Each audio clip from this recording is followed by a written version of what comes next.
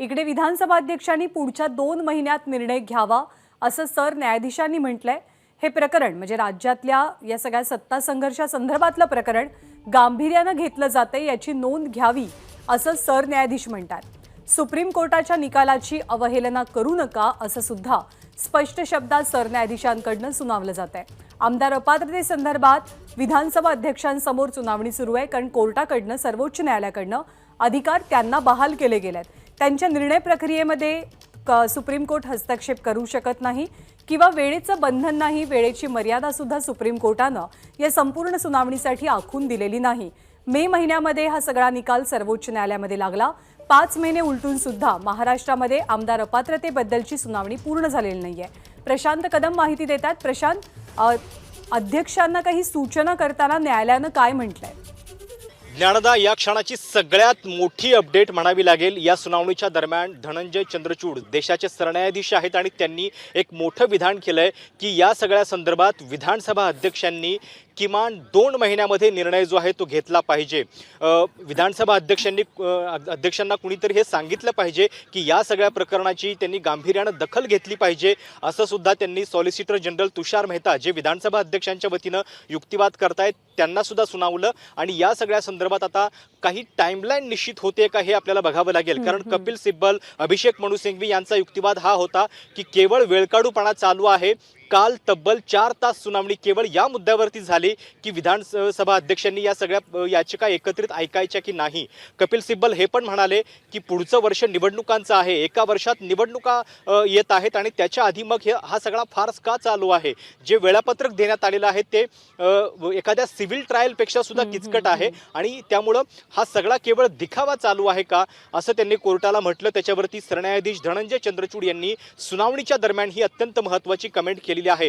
त्यामुळे आपल्याला बघावं लागेल की जे वेळापत्रक विधानसभा अध्यक्षांनी दिलेलं आहे ते कमी करून त्यांना एका निश्चित कालमर्यादेमध्ये निर्णय घेण्यास भाग पाडलं जाते का। तुषार मेहता जे विधानसभा अध्यक्षांचे वकील आहेत त्यांनी बचाव करण्याचा जरूर प्रयत्न केला। ते म्हणाले की असं दैनंदिन कामकाजामध्ये हस्तक्षेप जो आहे तो कोर्ट करू शकत नाही। एखाद्या ट्रिब्युनलला सुद्धा अशा पद्धतीचे आदेश सुप्रीम कोर्ट देत नाही, मग विधानसभा अध्यक्षांना का द्यावेत, हा त्यांचा बचाव होता। पण विधानसभा अध्यक्षांच्या एकूण कार्यपद्धतीवरती सरन्यायाधीश धनंजय चंद्रचूड यांची नाराजी उघडपणे स्पष्टपणे दिसलेली आहे। आपल्याला उत्सुकता असेल की निकालामध्ये काय नेमकं म्हटलं जातंय। जर 2 महिन्यांचा उल्लेख त्यांनी केलेला आहे, त्या 2 महिन्यांची डेडलाईन विधानसभा अध्यक्षांना घालून दिली जाते का, हे देखील आपल्याला बघावं लागेल। प्रशांत, हाच एक महत्त्वाचा मुद्दा आहे की सुप्रीम कोर्ट अशी डेडलाईन देऊ शकतं का, कारण निकाल घेण्याचे सर्वाधिकार सुप्रीम कोर्टानं अध्यक्षांना दिलेत। त्यानंतर दिरंगाईचा मुद्दा उपस्थित झाला। असे एका ठराविक विशिष्ट वेळेमध्ये निर्णय घेण्याचे आदेश कोर्टाकडून दिले जाऊ शकतात का? खरं तर म्हणजे पक्षांतर बंदी कायद्यासंदर्भात निर्णय जो आहे तो विधानसभा अध्यक्षांनीच घ्यायचा असतो। सुप्रीम कोर्टाला सुद्धा हे मान्य आहे, त्यामुळे त्यांनी 11 मे रोजी निकाल दिलेला होता आणि हे प्रकरण विधानसभा अध्यक्षांच्याकडे सोपवलेलं होतं। आता मुद्दा हा नाही आहे की निर्णय कुणी घ्यायचा, मुद्दा हा आहे की तो निर्णय वेळेत घेतला जातोय की नाही आणि त्याच्या संदर्भातले आक्षेप आहेत। विधानसभा अध्यक्ष गेल्या 5 महिन्यांपासून केवळ एकापाठोपाठ एक गोष्टी काढून टाळाटाळ करतायत, हा युक्तिवाद केला जातोय आणि त्यामुळे सुप्रीम कोर्ट आता याच्यामध्ये दखल देईल का हे आपल्याला बघावं लागेल। कारण कसं आहे, 11 मे ते आता जवळपास ऑक्टोबर म्हणजे जवळपास 5 महिने उलटून गेलेले आहेत आणि 5 महिन्यानंतर हे प्रकरण पुन्हा सुप्रीम कोर्टाकडे आलेलं आहे। अनेकदा असं असतं की निर्णय न घेणं हा पण एक निर्णय असतो आणि त्यामुळं त्या स्थितीमध्ये सुप्रीम कोर्ट हस्तक्षेप करतंय का किंवा काही टाइम लिमिट लावतंय का हे आपल्याला बघावं लागेल। आत्ताची ही जी कमेंट आहे ती हिअरिंगच्या दरम्यानची आहे, कारण कोर्टानं हे म्हटलं की 14 जुलैला विधानसभा अध्यक्षांना या दिरंगाईबाबत आम्ही नोटीस बजावलेली होती, त्याच्यावरती सुद्धा त्यांचं उत्तर अद्याप आलेलं नाहीये आणि त्यामुळं मग आम्हाला हे सांगावं लागेल असं ते म्हणालेले आहेत। अर्थात ही हिअरिंगच्या दरम्यानची कमेंट आहे। खरोखर 2 महिन्यांची अशी काही डेडलाईन विधानसभा अध्यक्षांना दिली जाते की नाही हे आपल्याला निकालामध्ये कळेल। पण एक उघड दिसतंय की ज्या पद्धतीचं वेळापत्रक विधानसभा अध्यक्षांनी आखलेलं होतं त्याच्याबद्दलची नाराजी स्वतः धनंजय चंद्रचूड जे देशाचे सरन्यायाधीश आहेत, ज्यांच्या अध्यक्षतेखाली हे प्रकरण आखलं जातंय, त्यांनी सुद्धा बोलून दाखवलेले आहे आणि त्यामुळे काय होतंय हे आपल्याला बघावं लागेल। आणि पहिल्यापासून चर्चा होतीच की कुठली टाइमलाईन या निकालासाठी नाही। खरं तर एका नैतिकतेच्या चौकटीमध्ये राहून 3 महिने किंवा 6 महिने अशा डेडलाईनमध्ये हा निर्णय येणं अपेक्षित होतं। 5 महिने आधीच उलटून गेलेत, कोणताही निकाल झालेला नाही आणि दिरंगाई संदर्भातलीच याचिका ठाकरे गटाकडनं दाखल झाली, ज्याच्यावरती आता सुप्रीम कोर्टात सुनावणी सुरू आहे. प्रशांत, आणखी एक मुद्दा, महाराष्ट्राचं सध्याचं राजकारण आणि आगामी निवडणुका, लोकसभेच्या आणि विधानसभेच्या सुद्धा, या सगळ्याचा विचार करता हा निकाल, आमदार अपात्रतेचा निकाल लवकरात लवकर लागणं ठाकरे गट आणि सरकार दोघांच्या बाजूनं महत्त्वपूर्ण कसं आहे? नक्कीच महत्त्वाचं आहे, कारण काय आहे, विधानसभा अध्यक्ष नेमका निर्णय काय घेणार हे आपल्याला माहिती नाहीये आणि आपण म्हणजे तो दोन्ही बाजूंनी असू शकतो या शक्यता लक्षात घेतल्या तर त्या निर्णयाच्या विरोधात सुप्रीम कोर्टामध्ये अपील मागण्यासाठी सुद्धा एक वेळ असते आणि ती वेळ मग जर निवडणुकीच्या आधी जर मिळाली नाही, ज्या पक्षावरती अन्याय झालाय किंवा ज्यांच्या विरोधात अन्याय झालाय, तर मग त्या प्रक्रियेला फारसा अर्थ उरणार नाही. आणि त्यामुळं आज सुद्धा कपिल सिब्बल यांनी सुनावणीच्या दरम्यान हा मुद्दा उपस्थित केला की एका वर्षानंतर निवडणुका आहेत, एका वर्षाच्या आत आहेत खरं तर आता, आणि तरीसुद्धा हे जर वेळापत्रक लांबणार असेल तर मग या प्रक्रियेला काही अर्थ उरत नाही. आणि त्यांच्या याच युक्तिवादानंतर धनंजय चंद्रचूड असं म्हणाले, सॉलिसिटर जनरल तुषार मेहता यांचं नाव घेऊन, की मेहताजी, कुणीतरी विधानसभा अध्यक्षांना हे सांगितलं पाहिजे की सुप्रीम कोर्टाच्या अशा निकालाची त्यांनी अवहेलना नाही केली पाहिजे. हे प्रकरण किमान आपण गांभीर्यानं घेतोय हे सुद्धा त्यांच्या कृतीमधून जर दिसत नसेल तर त्याला काय अर्थ आहे, असं सुद्धा सरन्यायाधीश या सुनावणीच्या दरम्यान म्हणाले. प्रशांत, आणखी एक मुद्दा, आपण काही अपडेट सांगून पुढे जाऊया. विधानसभा अध्यक्षांच्या कार्यपद्धतीवरती सुप्रीम कोर्ट नाराज असल्याचा सूर उमटतोय. आम्ही कालमर्यादा आखून देऊ शकत नाही असं सुप्रीम कोर्टानं जरी म्हटलेलं असलं तरी सुद्धा सुप्रीम कोर्टाच्या निकालाची अवहेलना करू नका असं स्पष्ट शब्दात वक्तव्य करण्यात आले सरन्यायाधीशांकडनं. हे प्रकरण म्हणजे महाराष्ट्रातल्या आमदारांच्या अपात्रतेचं प्रकरण कोर्टाकडनं गांभीर्यानं घेतलं जात आहे, त्याची सर्वांनी नोंद घ्यावी आणि विधानसभा अध्यक्षांनी पुढच्या 2 महिन्यात निर्णय घ्यावा असं सरन्यायाधीश म्हणतात. परंतु सरन्यायाधीशांचं हे वक्तव्य सुनावणी दरम्यानचं थेट नाही आहे, तर ते युक्तिवादादरम्यानचं आहे. त्यामुळे ते निर्णय कोणता देतात, एखादी विशिष्ट टाईमलाईन किंवा वेळमर्यादा आखून दिली जाते का लवकरात लवकर विधानसभा अध्यक्षांनी या प्रकरणातला निकाल घेण्यासाठी, हे सुद्धा बघावं लागणार आहे. प्रशांत, आणखी एक मुद्दा, ठाकरे गटासोबत राष्ट्रवादीची सुद्धा याच अनुषंगानं एक याचिका आहे, त्याच्याबद्दलचे काही अपडेट्स मिळतात का सुनावणी बाबतीतले?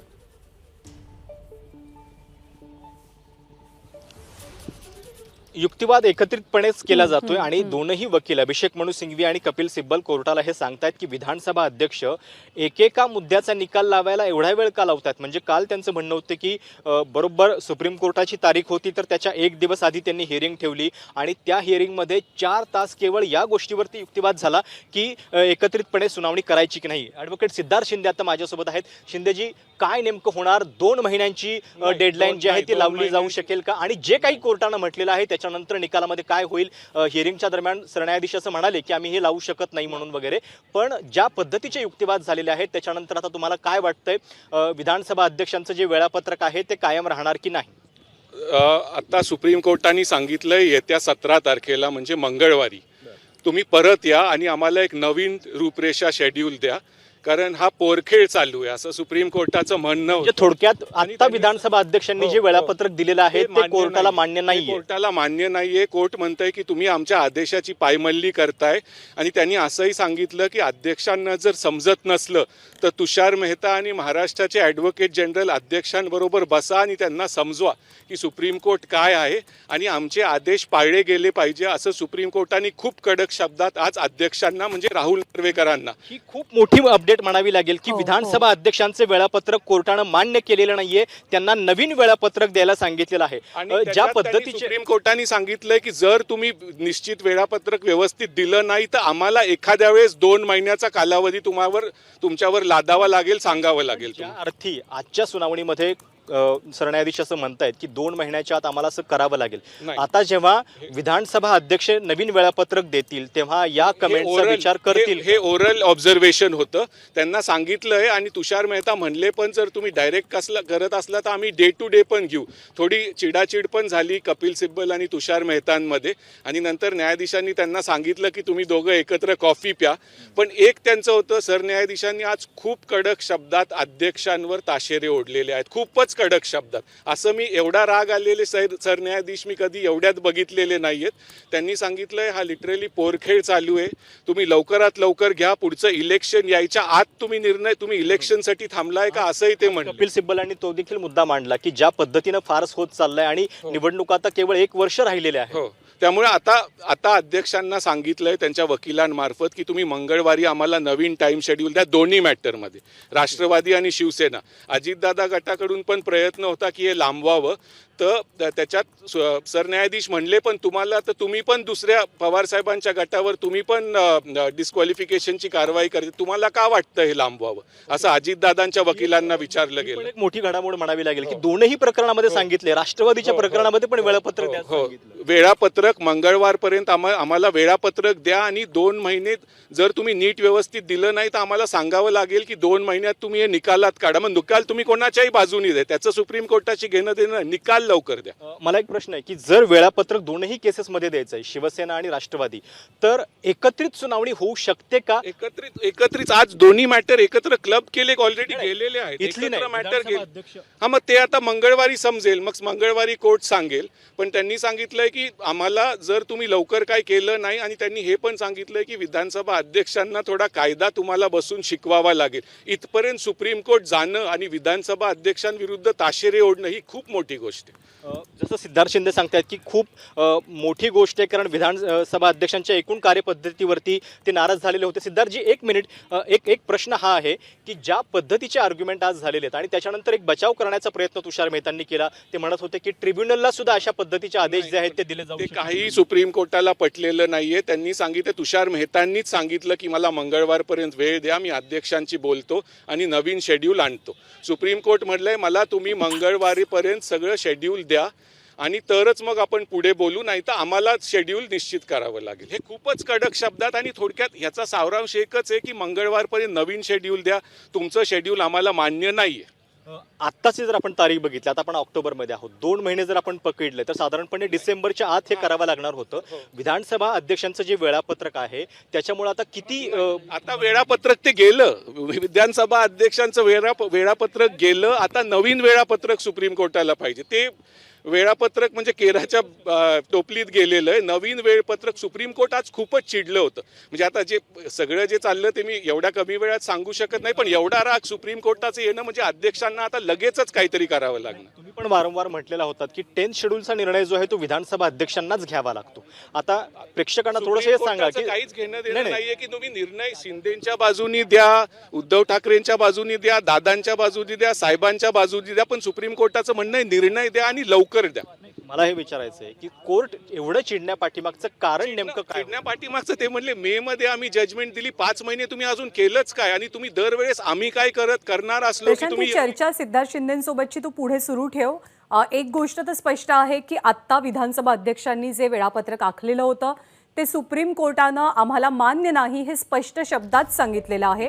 जर विधानसभा अध्यक्षांना कायदा समजत नसेल तर ॲडव्होकेट जनरलनं त्यांच्यासोबत बसावं आणि कायदा आणि इतर बाबी त्यांना समजावून सांगाव्यात. इतक्या कडक शब्दात सरन्यायाधीशांनी आज आपलं मत व्यक्त केलंय. निश्चित वेळापत्रक आता 17 तारखेला म्हणजे मंगळवारी सादर करायचंय, आणि जर निश्चित वेळापत्रक आलं नाही तर मग नाइलाजास्तव सुप्रीम कोर्टाला 2 महिन्यांचा कालावधी द्यावा लागेल असं कोर्टानं स्पष्ट केलंय. खासदार अरविंद सावंत सध्या आपल्या सोबत आहेत. अरविंद सावंतजी नमस्कार, आपलं स्वागत आहे. कोर्टानं आज तीव्र नाराजी व्यक्त केली आहे विधानसभा अध्यक्षांच्या कार्यपद्धतीवर आणि त्यांच्या वेळापत्रकावरती. आपली प्रतिक्रिया? मला वाटतं निव्वळ तीव्र नाराजी नाही व्यक्त केली, त्यांची कांशीला शिजवली त्यांनी, गाल लाल केले बरं का. इतका बेमुरवत खोरपणा विधानसभेचे अध्यक्ष करत होते, त्या बेमुरवत खोरपणाला त्यांनी सणसणीत वाजवली. जरा जनाची नाही मनाची कुठे असेल ना तर ती महाराष्ट्राचा विधानसभेचे अध्यक्ष यांनी ज्या पद्धतीनं लोकशाही पायदळी तुडवायचं ठरवलं आणि संविधान पायदळी तुडवायचं ठरवलं, ती श्रीमुखात जी चांगली सणसणीत भडकवली आहे ना, शुद्धीवर या शुद्धीवर याचं सांगितलं. इतकं चिडलेलं सुप्रीम कोर्ट गेल्या 10 वर्षात कोणी पाहिलं नसेल. आणि म्हणून भारतीय जनता पार्टी जे काय करते त्याचा हा गुलाम, विधानसभेचे अध्यक्ष भारतीय जनता पार्टीचे गुलाम आहेत. त्यांच्या इशाऱ्यावर नसतात, संविधान पायदळी तुडवतात. तुम्हाला मे महिन्यात निर्णय दिल्यानंतर 5 महिने तुम्ही केलं काय असा प्रश्न विचारला कोर्टानं. यात आणखीन काय पाहिजे? मला वाटतं महाराष्ट्राच्या जनतेने आता या लोकशाही पायदळी तुडवणाऱ्यांना त्यांची जागा दाखवली पाहिजे. आता निवडणुका येतीलच, किती पुढे पुढे ढकलणार किंवा दाखवलं पाहिजे यांना. हे कोर्टाने तो मुद्दा उपस्थित केला. स्पष्टपणे त्यांना विचारलं की तुम्ही निवडणुकांसाठी थांबला आहात का? निवडणुकांच्या आधी हे सगळं शेड्यूल पूर्ण करा आणि एक निश्चित नवं वेळापत्रक आता सबमिट करायला सांगितलंय कोर्टानं. अहो म्हणजेच काय झालं, तुम्ही बेअक्कलात, आता हा शब्द वापरतो मी, तुम्ही बेअक्कलात. माननीय सर्वोच्च न्यायालयाने तुम्हाला कळवलं ते तुमच्या अकलेत उतरलं नाही. त्यांना असं वर सांगितलं, ऍडव्होकेट जनरलचाही त्यांच्याबरोबर त्यांच्याशी बोलून चर्चा करा, तुम्हाला कायदा कळत नसेल तर. स्वतःला कायदेतच ते समजतात, ते फार उर्मट अहंकारी विधानसभा अध्यक्षांची कांचीला शिजवलीत, बस झालं. ती शिजवलेल्या कांचीला आता तरी अक्कल घ्या आणि वेळापत्रक द्या आणि निर्णय द्या, असाचा अर्थ. आम्ही निर्णय दिलाय तर फक्त घोषित करा, असं त्याचा अर्थ आहे. आणखी एक मुद्दा की आता न्यायालयानं सांगितल्यानंतर कायद्याच्या चौकटीत राहून एक नवं वेळापत्रक तर सबमिट करावं लागणारच आहे, पण हे सगळं प्रकरण वेळेत लवकरात लवकर आता संपावं यासाठी आपले प्रयत्न कसे असतील? मला वाटतं बस झालं. आम्ही जेवढे प्रयत्न केले ते लोकशाही पद्धतीनं केलं.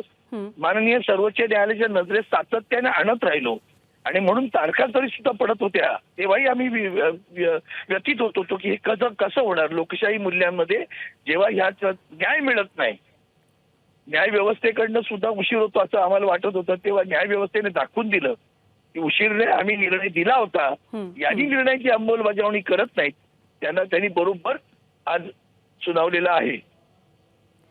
धन्यवाद अरविंद सावंतजी, आपल्या या प्रतिक्रियेबद्दल. आपण भूमिका स्पष्ट केली त्याबद्दल. तर अध्यक्षांचं वेळापत्रक आम्हाला अजिबात मान्य नाही. सरन्यायाधीश या मुद्द्यांवरनं कमालीचे नाराज झालेले होते. फक्त वेळकाढूपणाचं धोरण अध्यक्ष राबवत असल्याचं प्रथम दर्शनी दिसत असल्याचं सरन्यायाधीशांनी म्हटलं आणि स्पष्ट शब्दात आदेश दिले गेलेले आहेत महाराष्ट्राच्या विधानसभेचे अध्यक्ष राहुल नार्वेकर यांना की त्यांनी तातडीनं आता एक नवीन वेळापत्रक आखायचंय आणि मंगळवारी म्हणजे 17 तारखेला हे नवं वेळापत्रक कोर्टामध्ये सादर करायचंय. जर निश्चित वेळापत्रक अध्यक्षांकडनं येऊ शकलं नाही तर मात्र नाइलाजास्तव कोर्टाला एक विशिष्ट टाइमलाईन आखून द्यावी लागेल. 2 महिन्यांची टाइमलाईन असू शकते, ज्यामध्ये मग अध्यक्षांना निर्णय देणं बंधनकारक असेल. निर्णय घेण्याचे सर्वाधिकार अर्थातच अध्यक्षांकडे आहेत, परंतु 11 मेला या संपूर्ण प्रकरणातला निकाल सुप्रीम कोर्टानं दिल्यानंतर आणि सर्वाधिकार निकालाचे अध्यक्षांकडे सोपवल्यानंतर 5 महिने उलटून गेलेत. परंतु 5 महिन्यानंतर सुद्धा अपात्रतेसंदर्भातली सुनावणी वेगानं पुढे का जात नाहीये याबद्दल कडक शब्दात ताशेरे ओढत तीव्र नाराजी सुप्रीम कोर्टाकडनं व्यक्त झाली. ॲडव्होकेट सिद्धार्थ शिंदे या सगळ्या सुनावणी दरम्यान कोर्टरूममध्ये उपस्थित होते. त्यांनी सांगितलं की गेल्या कित्येक वर्षामध्ये सरन्यायाधीशांना इतकं चिडलेलं, संतापलेलं किंवा राग व्यक्त करताना कोर्टानं पाहिलेलं नव्हतं. निश्चित वेळापत्रक आलं नाही तर यापुढचा कालावधी न्यायालय आखून देईल हे स्पष्ट करण्यात आलंय. ओरल ऑब्झर्वेशन या सगळ्या पद्धतीवरती झालं. एबीपी माझा, उघडा डोळे बघा नीट.